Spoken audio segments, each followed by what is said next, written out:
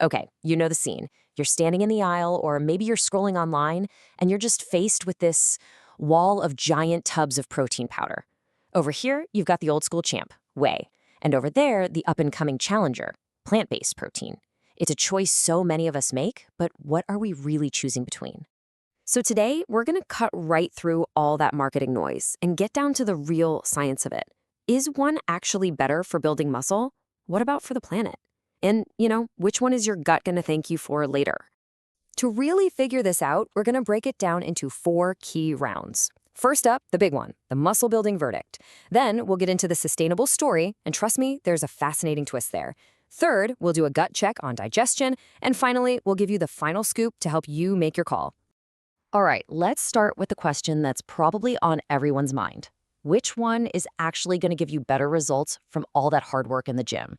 For years, Whey has been seen as the undisputed gold standard, but let's see what the science really says. So it really boils down to this fundamental difference. Whey is what scientists call a complete protein. That just means it naturally has all 9 of the essential amino acids, the ones your body can't make on its own. And it has them in pretty much the perfect amounts for us humans. Now, a lot of single-source plant proteins, on the other hand, are incomplete.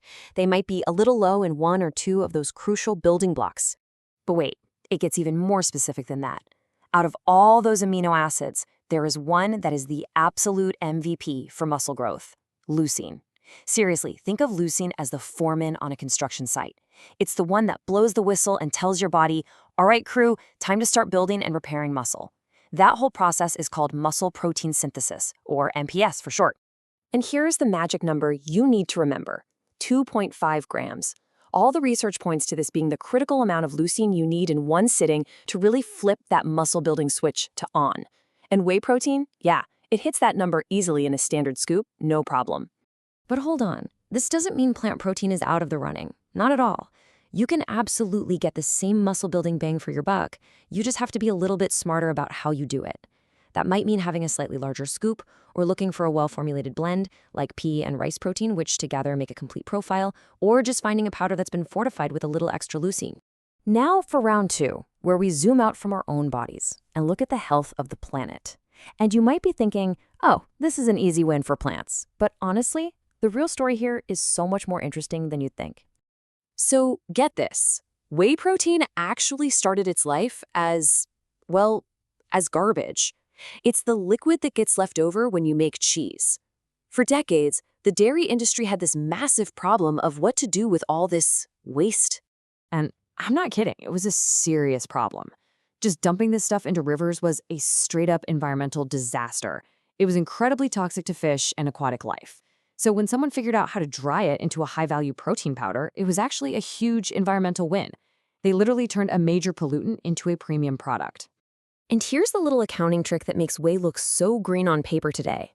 In most environmental assessments, the entire carbon footprint of dairy farming, all the cows, the land, the water, gets assigned to the main product, which is the cheese.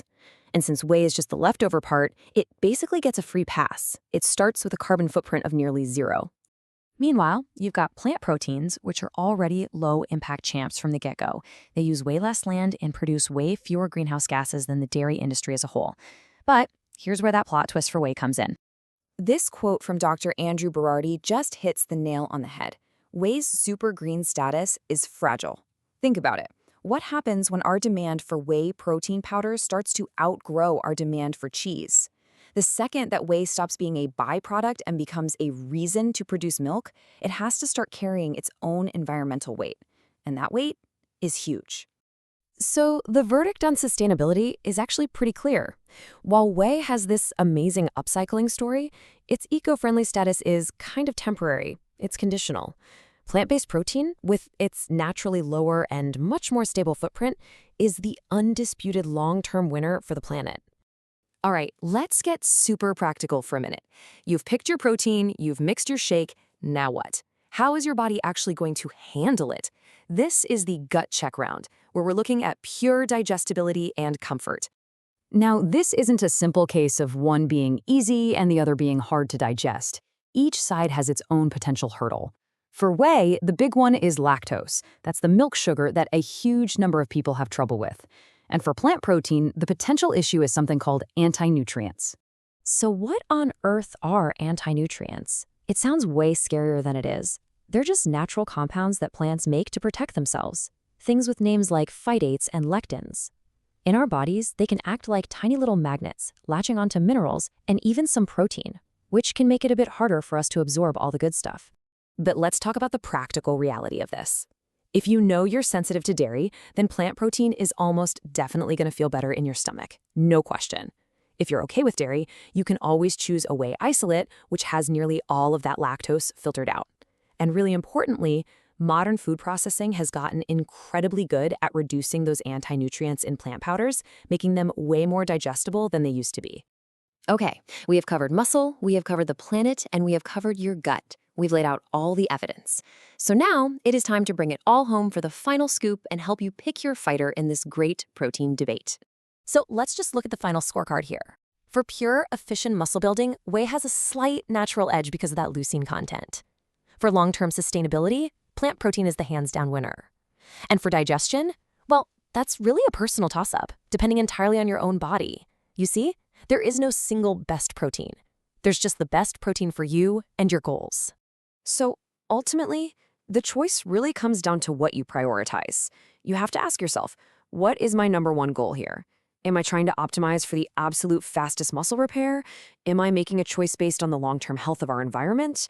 Or am I just trying to find a shake that won't upset my stomach? And that kind of leaves us with one last big question to chew on.